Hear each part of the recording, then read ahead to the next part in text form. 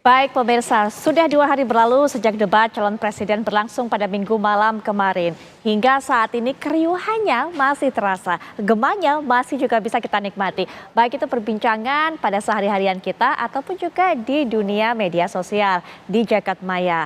Apa yang ditampilkan, apa yang diucapkan oleh para calon presiden ini kemudian memantik menuai reaksi dari masyarakat, reaksi dari para netizen. Nanti kita akan lihat sebenarnya bagaimana kemudian sentimen positif ataupun juga negatif ini menjadi hasil dari performa para calon presiden. Bagaimana reaksi masyarakat. Tapi yang lebih penting lagi, apakah kemudian engagement, interaksi yang terjadi di media sosial antara para capres, kemudian juga dengan masyarakat ataupun juga netizen, ini betul-betul bisa dikonversikan, bisa menjadi sebuah sumbangan nyata suara pada 14 Februari mendatang. Nah, untuk itu kita sudah bersama dengan para juru bicara dari masing-masing calon presiden yang akan mengupas tuntas dan juga akan memberikan pandangannya mengenai hal ini. Sudah hadir, saya mungkin absen sesuai urutannya yang ada di studio juga bersama saya dari juru bicara pasangan nomor 1, pasangan Amin, yaitu pasangan dari Anies dan juga Muhaimin. Ada Mas Muhammad Husnil. Assalamualaikum warahmatullahi wabarakatuh. Selamat malam, Mas Husnil.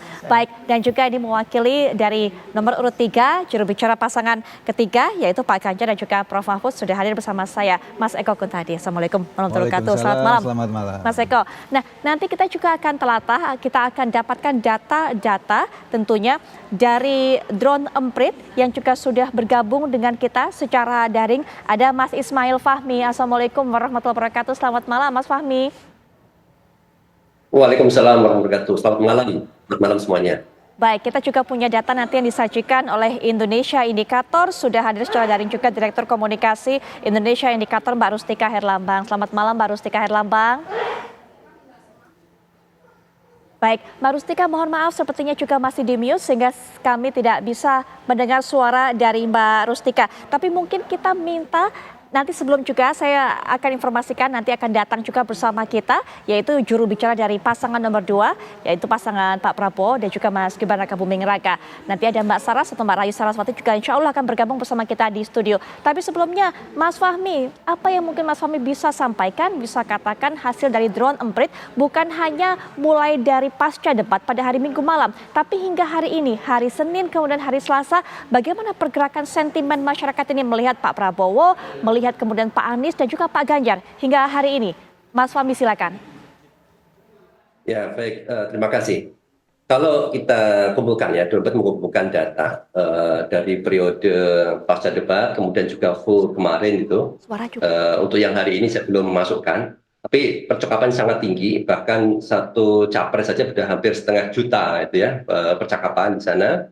Yang kami dapatkan itu adalah sentimen, ini karena masalah di Twitter ya, ini harus perhatikan Twitter itu berbeda dengan di TikTok. Kalau di Twitter yang kami dapatkan dari 100 ribuan orang yang bercakap tentang Anies Baswedan, itu sentimen positifnya itu 71% ya. Kemudian terkait dengan Pak Prabowo ada sekitar 100 ribuan juga yang bercakap, itu ada sekitar hanya 31%, tapi yang paling tinggi adalah sentimen negatifnya yaitu 64%. Terkait dengan Pak Ganjar Pranowo, itu jumlah yang ikut bercakap lebih sedikit, paling sedikit ya 87 ribu orang. Itu sentimen positifnya cukup tinggi, hampir sama dengan Pak Anies tadi, sekitar 69%. Tapi sentimen negatif Pak Ganjar itu yang paling sedikit. Nah, berikutnya itu yang menarik adalah dari percakapan sebelumnya, itu yang dari debat yang paling banyak muncul itu adalah bagaimana narasi itu kemudian dikembangkan oleh tim sesnya masing-masing gitu. Kalau di Twitter itu sudah jelas dikuasai oleh 01 dan 03 sehingga percakapannya pasti negatif. Tapi kalau kita menuju ke TikTok di sana, di mana itu platform itu banyak dikuasai lah bilangnya, banyak yang mendukung Pak Prabowo di sana. Sentimen yang mendukung Pak Prabowo itu sangat positif. Meskipun kalau di Twitter itu kelihatan kalah, tetapi ketika di TikTok kita banyak sekali melihat sampai hari siang tadi itu ekspresi kasihan, ya, ada yang menangis, dan itu menimbulkan bukan aspek kognitif berpikirnya, tapi emosi. Jadi semakin kuat dukungannya kepada Pak Prabowo. Cuma sayangnya saya lihat siang tadi itu ada video ya dari Pak Prabowo yang cukup viral juga, yang itu bertolak belakang dengan sentimen yang menimbulkan emosi kasihan tadi ya, yang ketika menyatakan bahwa ada capres yang lain dengan bahasa yang kasar itu. Dan itu bisa membalik situasi. Padahal kalau nggak disampaikan itu bisa ibaratnya itu bisa dikapitalisasi ya. Emosi, rasa kasihan itu bisa membangun sentimen yang sangat tinggi. Ini khas yang di Indonesia. Orang yang terdolimi itu bukannya malah jatuh, malah bisa menimbulkan sentimen positif yang tinggi itu. Demikian, Mbak. Mas Fahmi, ada perbedaan bagaimana kemudian kecenderungan keberpihakan para netizen yang ada di media sosial X atau mungkin dulu kita sebutnya Twitter dengan yang ada di TikTok. Apa yang membuat mereka ini berbeda? Apakah memang secara jenis kelamin, kemudian juga secara tingkat pendidikan dan sebagainya berbeda atau seperti apa sebenarnya? Kalau dilihat karakternya itu dari pola ya, kalau kita dilihat di Twitter itu lebih banyak teks, orang berpikir kemudian menulis, tulisannya bisa nyebar ke sana kemari, komentarnya sendiri sudah bisa menjadi seperti postingan, tidak fokus postingan pertama harus dalam bentuk video, jadi itu sangat cepat. Bisa dikatakan kalau kita ingin berdialektika secara lebih kritis itu tepatnya di Twitter gitu. Kalau di TikTok itu kan bentuknya dalam bentuk video. Video itu video-video singkat itu trennya sekarang itu paling banyak disukai dan jumlah pengguna mereka dapat informasi dari Facebook kemudian juga TikTok itu jauh lebih tinggi daripada Twitter di sana. Dan kalau kita lihat lagi gaya yang sekarang kan lebih suka orang itu melihat yang pendek. Dulu video 1 menit itu udah cukup pendek ya, tapi sekarang orang ingin lebih singkat lagi, bahkan video yang hanya 8 detik itu bisa mendapatkan engagement yang sangat tinggi. Nah, di dalam video itu nggak banyak yang bisa kita sampaikan di sana kadang ya, tapi lebih banyak emosi, ada dikasihkan potongan video satu ditambah dengan video yang lain, ditambah dengan musik, itu bisa membangkitkan emosi yang jauh lebih banyak dibanding kalau dalam bentuk teks. Teks itu kita melihat, membaca, berpikir, tapi dalam video itu kita bisa mendengarkan ya, bisa merasakan. Jadi kita bisa langsung menyentuh banyak orang di sana. Baik, jadi melalui Twitter X ini tersentuh logikanya, gaya pikirnya, tapi kemudian dengan TikTok ini kemudian tersentuh emosinya, tersentuh perasaannya. Kemudian juga karakter antara pengguna dan juga yang memberikan pendapat di X ataupun juga Twitter itu juga berbeda dengan TikTok. Nanti kita akan bahas lebih lanjut. Sebelum kita ke Mbak Rustika, saya mau perkenalkan terlebih dahulu juru bicara dari pasangan nomor 2, yaitu Pak Prabowo dan juga Mas Gibran yang sudah hadir bersama saya di studio, tentunya bergabung untuk memberikan pandangannya Mbak Rahayu Saraswati. Selamat malam Mbak Sarah. Malam, mohon maaf macetnya luar biasa. Wajar, hujan apalagi ya. Begitu. Baik Mbak Sarah, nanti tadi kita sudah dengarkan sebagian data yang disampaikan oleh Mas Fahmi. Tapi kita juga akan tambah dari yang disampaikan nanti oleh Mbak Rustika Herlambang dari Indonesia Indikator, bagaimana juga pergerakan hingga saat ini di media sosial, seperti apa sentimen masyarakat dan juga pandangan masyarakat, termasuk juga tadi sudah mulai diungkit oleh Mas Fahmi, narasi yang kemudian mulai dibangun oleh masyarakat setelah melihat performa masing-masing capres di debat pada Minggu malam. Silakan Mbak Rustika.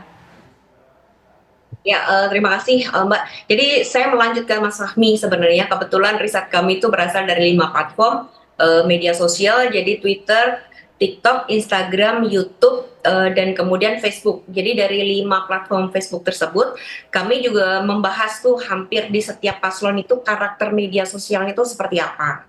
Nah, ternyata dari riset kami itu menyebutkan bahwa setiap paslon itu memiliki kayak pendukung khusus gitu ya, yang sangat militan di masing-masing platform, yang dia sifatnya tuh berbeda antara satu platform dengan platform yang lain gitu.